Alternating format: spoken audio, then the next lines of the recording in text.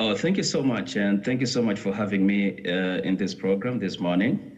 First of all, let's acknowledge the problem. The problem is the rising water levels in the rift lakes. Okay, yeah, and these lakes are Baringo, Bogoria, Elementaita, Nakuru, and Naivasha. Okay. Yeah, so basically, these are East African Rift System lakes, okay, which actually include Lake Victoria. And we should not forget that this year we had more displacement of communities living on its shores than ever recorded before, okay? So I believe that this is a regional problem that actually affects all the lakes within the rift system. Now, for us to be able to understand the ecological issues that you're going to have, first of all, we need to understand where the problem began. And for us to understand that where the problem began, we need to understand especially how these lakes were formed, okay? Now, these lakes were formed around 25 million years ago, okay, during a rifting period. Now, basically, these lakes, we can describe them as puddles that filled up with water over time. Okay, and as you understand, most of these lakes, with the exception of Lake Baringo and Lake Naivasha, basically do not have outlets.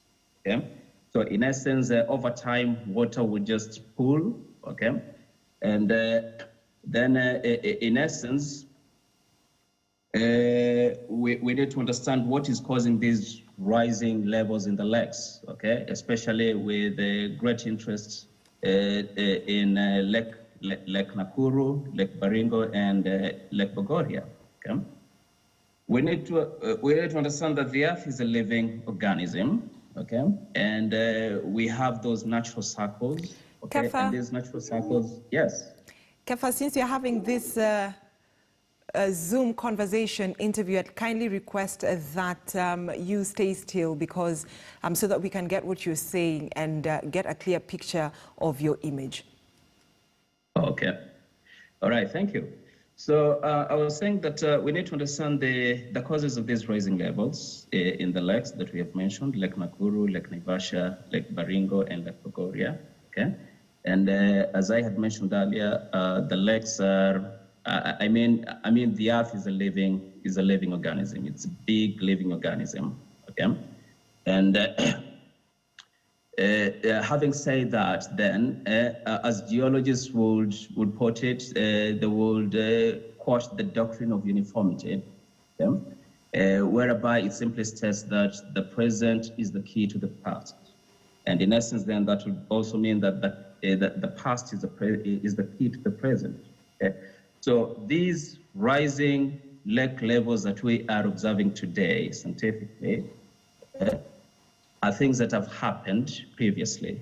And we could go back in time, like in 2009, we had increased precipitation in the region, okay? Increased precipitation in the region. And when we look at satellite imagery, we can see that in 2009, Lakes Baringo and Bogoria had these green, clear waters, okay? If we look at the same image today, you will see to the north of Lake Baringo, the water looks brownish, and to the south of Lake Bogoria, the water actually looks brownish as well, okay? Not that clear green that we had before. Okay, right. So what is causing these then? We've mentioned increased precipitation, increased rain that washes down soil into these lakes, okay? Then there's also human activity. Like, for example, you look at Ribanjoro, that is a sewer line for Nakuru that empties into Lake Nakuru, okay? Nakuru town itself uses the lake as its effluent lagoon, okay? Right. And remember now, these lakes do not have outlets, okay? Right, so Kefa, if we yes. So Kefa, with the explanation, you know, both lakes play significant roles in sustaining local citizens, attracting tourists and providing home for many wildlife species. Now, Lake Baringo provides irrigation and drinking water and is also home to Nile crocodiles. And rising waters at the lakes have emerged, you know, have damaged businesses, schools, homes, and name it. And also you look at Lake Bogoria is a wild heritage and home to hundreds of bird species. So these lakes have their own, if lack of a better word, I wouldn't know how you geologists call it, but there's a lot of difference. One has clean water for drinking, the other is not clean water. And this will actually affect not only the wildlife species at the lakes, but also the people living within that area. Yeah, as I had mentioned earlier, along the Eastern Rift system, East African Rift system, we have those 9 lakes. Okay, of these lakes, only 2 yield fresh water. Okay, are freshwater lakes, while all the other lakes are soda lakes, the salty lakes. Okay, now those lakes are Baringo and Naivasha. Okay, and it is believed by geologists that these lakes are fresh because they have underground outlets. Okay, the outlets which we cannot see on the surface in form of rivers. Okay, but we know that these lakes have got underground outlets. So now the rising levels might be caused by these natural cycles of rising and fluctuations. Okay, that has happened over time. Okay? It's not the first time we are experiencing the rising levels in the Rift lakes or all the other lakes in the world. Okay. Yeah, the other reason why we're having these rising levels is because of the increased precipitation in the region. Okay, that was experienced back in 2009. Okay, yeah, there's human activities. Like I'd mentioned, Rivanjoro drains into Lake Nakuru. Lake Nakuru doesn't have an outlet. Now, Rivanjoro is being used as a sewer line. So we're depositing solids that eventually go and clog the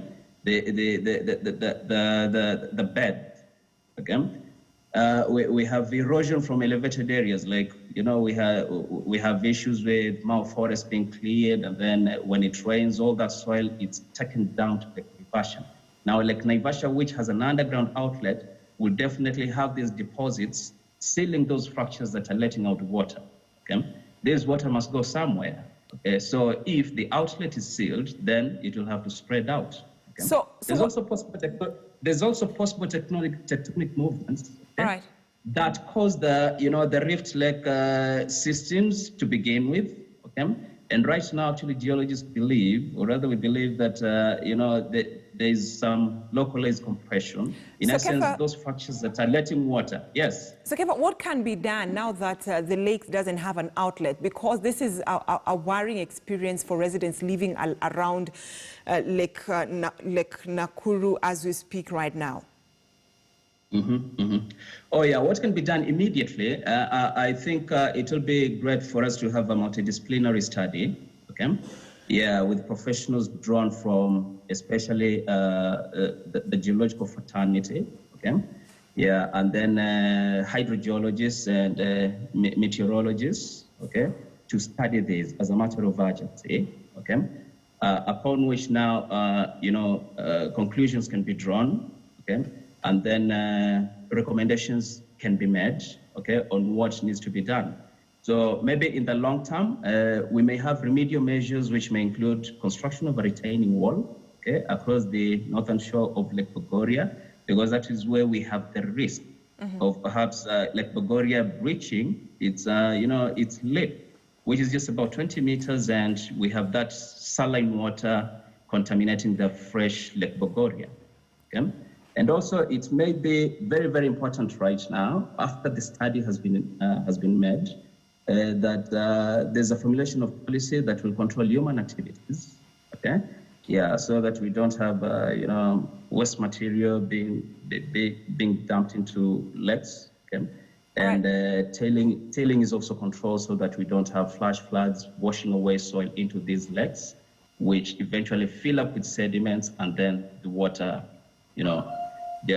just flows into the settlement. All right, and it's good you've talked about like Baringo contaminating the fresh water. And from that story that was done by my colleague Joanne Letin, we saw a lot of fishing activity happening. So how safe is the fish that residents are harvesting from that lake to sell to Kenyans? Okay, well, presently, we do not believe that Lake Baringo has been contaminated per se. Okay, but with the rising levels in Lake Bogoria and the rising levels in Lake Baringo, the moment those two lakes meet, then we shall have, the freshwater Baringo being contaminated with saline with the salt water from Lake Bogoria, then of course that would be an ecological disaster where all all aquatic life would just have to die. Okay. All right. In Lake Baringo. Yeah. All right, and so, this is not, because this has not happened for the first time, and it's not, it looks like people are acting like it caught them unawares. The county governments within, where those two lakes are located act like we are also caught, unawares about what was going to happen. So what is the lasting solution? Because even as you had, again, let me refer you back to that story by my colleague Joanne Letain. It was about digging trenches so that the water can have, a let out where it can flow. But what is the lasting solution to this problem? Yeah, the lasting solution to this problem is to work with the environment, not to work against it. Okay. And that's why I indicated that the very first thing that you need to know or to do is to understand the cause, okay, for these rising levels, okay? And for us to be able to do that, we shall need to conduct a regional scale study, okay? Yeah, by professionals from, from the geological fraternity, hydrogeology and meteorology, okay? So that once we have conducted the study and we have known the reasons, the key reasons for those rising levels, then we may be able to come up with mitigation measures that can be implemented. And I just given an example of perhaps building a retaining wall across the northern shore of Lake Bogoria, in essence, just to stop that water from contaminating the freshwater Baringo in case the levels rise above 20 meters. Right, and finally, as we bring this conversation to an end, deforestation in terms of, the forest, people associate it with attracting rainfall. But now we're talking about deforestation with the rising levels of water within the lakes. Oh, yes. We deforest when we cut down trees in the Mao forest, for example, and we have rains. Rains are going to wash down this soil, because the trees are no longer there to retain the soil, okay? So the soil is going to be deposited into the lakes, and you're talking about millions of tons of soil, okay, into Lake Nakuru and Lake Naivasha. When that happens, Lake Naivasha, which has an underground outlet, the underground outlet is going to be blocked, or rather sealed, by this soil that is being deposited from, from the elevated areas, okay? So in essence, if you are filling up a basin, then you won't have any more room to store that natural, natural part of that particular environment, and that is water. So this water must go somewhere. If it can't go under, then it will spread spatially, and hence we see those floods in those regions. So in essence, if possible, of course,